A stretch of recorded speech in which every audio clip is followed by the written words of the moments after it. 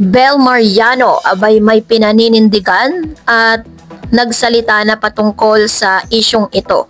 And isa sa mga solo era ni Miss Bel ay ipapakita na. But before that, if you haven't subscribed yet to my YouTube channel, please don't forget to like, share, and subscribe at hit mo na rin ang notification bell for more showbiz updates.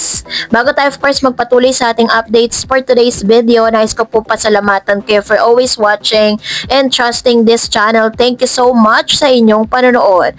And for today's video, let's talk about this one dahil bibida na nga po at isa sa mga finipicture ngayon at hahawakan nitong si Direk Cathy Garcia Sampana, isa sa itinuturo na most prestigious at napakagaling na direktor na si Direk Cathy Garcia Sampana, na siyang gumawa po ng isa sa pinaka-blockbuster film of all time, ang Hello Love Again, kung saan siya po ang gagawa ng pelikula para sa solo era ni Miss Bel Mariano. Ang bongga naman pala ni Bel na may bagong pelikulang gagawin na ididirect ni Cathy Garcia Sampana. At sa totoo lang, nai-excite ako, lalo na si Direk Cathy na director din ng pelikula ni na Alden Richards and Catherine na Hello Love Goodbye, ang Hello Love Again. Naniniwala akong good karma yan kay Bel dahil hindi siya nakakalimot. Grateful siya sa mga taong mababait sa kanya at pinagtatanggol siya. Kahit nga hindi pa kami nagkikita ng personal ay talagang naalala niya akong padalhan ng regalo. Ito po ay sulat ni Manay Lolit Solis sa kanya pong online news. Hindi ko talaga makakalimutan na isa siya sa pinakamabait na young star, lalo na at nagiging sentimental ako lately. Na-appreciate ko talagang sweetness at pagiging thoughtful niya. Marami nga rin ang nagsasabi ng mga nagkatrabaho niya na mabait daw talaga ito.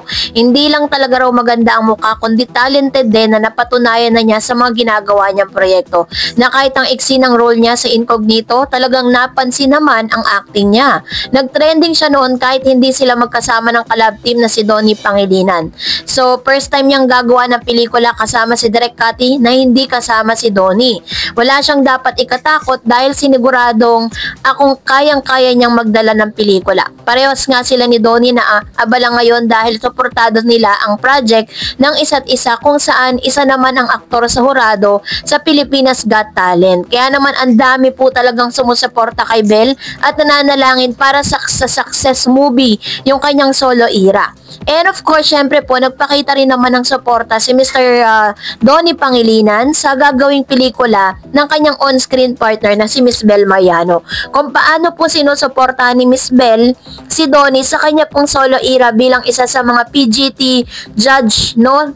PGT hurado para sa this coming season or season 7 ay talaga namang kitang-kita talaga natin na inaalalayan nilang isa't isa at masaya sila sa isa't isa.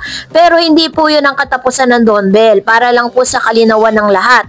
Hindi po yan katulad ng mga kumakalat na balita na dahil magsosolo era sila, paghihiwalayin na sila or bubuwagin na. Wala pong ganon. Dahil maingay po ang pangalan ni Donnie at ni Bel Mariano bilang love team, diba? At napakarami pong mga awards na natatanggap ang on-screen partner na ito. Well, in fact, meron pa nga pong paparating, dahil ang dami pong nagre-request na magkaroon ng part 2 yung kanila pong serye na napapanood, number 1 sa view, at talagang ito po yung sigaw ng mga fans, diba? So, totoo nga talaga yung mga chismis na itong si Bel daw di umano ay napaka-sweet at napaka-generous, pagdating po sa kanilang mga co-stars at napakabait na bata. Yan po lagi ang sinasabi ng ilang mga nakakatrabaho ni Bel, maging kay Donnie Pangilinan. Kaya naman hindi lingid sa or hindi po natin maiwasan na talagang maraming humanga sa kanya.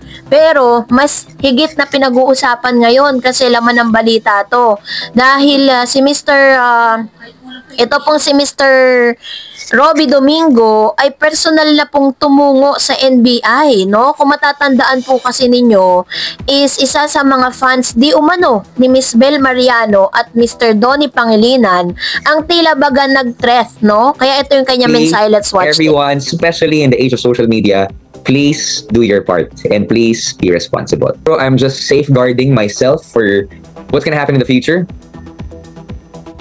Yan ang mensahe ni Mr. Robby Domingo para sa mga netizen that we should always be careful sa lahat ng mga bibitawan nating salita, lalo-lalo na sa social media. Pero pagbubunyag ni Mr. Robby Domingo na kinamusta daw di umano siya ng aktres na si Miss Bel Mariano matapos makatanggap ng isang anang mula or pagbabanta mula sa isang netizen. Kwento ni Robby sa interview ng ABS-CBN News, ang pag-message sa kanya ni Bel ay bago pa siya dumulog sa National Bureau of Investigation or NBI nitong Feb 27. I was surprised and happy na nag-message sa akin si Bel saying na, "Hi kuya, I hope you are okay," say ng TV host. Chika pa niya, "She was so nice for telling me na rest assured my true fans will not harm you in any way. Hindi sila ganon. They love you and respect you a lot. If you need something, let me know." And I told her the whole story and actually we're so okay. We're in sync. Kaya doon ko siya mas na-appreciate. Diba? Ang bait niya. Magugunit ang pumalag si Robby sa isang comment ng bashers na nagbantang makakatanggap ito ng malalang pambabash mula sa solid supporters ni Bel sakaling asarin niya sa isa't isa sina Catherine Bernardo at Donnie Pangilinan. Kung matatandaan, sina Kat at Donnie ang magsisilbing bagong hurado sa upcoming new season ng Pilipinas Got Talent or PGT kasama sina Eugene Domingo at ang returning judge na si FMG, habang sina Robby at Mele Cantiveros naman ang magiging main host ng nasabing show. Anyway, inamin ni Robby na kaya siya dumulog sa NBI ay dahil nagkataong pagod siya that time at napikon sa kanyang nabasa. Kwento niya sa panayam, "When I got home, I just checked my own account na there's a certain troll or bashers which I am aware of naman. I did my research, I did my due diligence naman. Alam mo yung mga araw na pagod ka lang tapos napikon ka. Then I consulted Mikey about it. Sabi ko, patulan ko lang, okay lang ba?" Sabi niya, "Just ask question, don't be direct cause that will just create turmoil and all." She was right and I asked question. I did create a long of things with the fans of Catherine and Don Bell. And then ang dami nang nangyari. Dagdag niya, "Na-threaten ako. Some people say it can be a minor threat in a troll account. Pero I hope this sets an example na minor or major threat or troll or not, you have to take accountability of your action online or offline." Ayon kay Robby, sinigurado niyang maging ligtas lalo na't madalas siyang lumalabas dahil sa mga dinadalawang events at live show. Baka may mga certain person yung nagbanta. So it's not really my security but the security of the people around me, my family, my loved ones, and my friends. I'm just taking the extra measure lang, wika niya. Bandang huli, nagpasalamat ang TV host sa NBI na tinulungan siya sa mga proseso na dapat gawin. It's up to them kung ano ang mayayari, but ako, I did my part and hopefully everyone's, especially the age of social media, please do your part and please be responsible. Mensahe pa niya sa madlang people. So, tila baga talagang nanindigan si Mr. Robby Domingo, no, na talagang kakasuhan niya ng cyber threat, no, cyberbullying. Ito pong isang bashers na ito na tila baga nagte-threat sa kanya nung pinost niya ang photo ni Mr. Donnie Pangilinan and Miss Catherine Bernardo. Pero, ang isa sa pinakamagandang ginawa ni Bel is talagang rest assured na naniniwala siya na hindi gagawin ng totoong Don Bell fan. So, napakabait niya, diba? So, that's it for today. For more videos and updates, please don't forget to like and subscribe. And please don't forget to follow my Facebook page, Dar Eds TV. God bless everyone!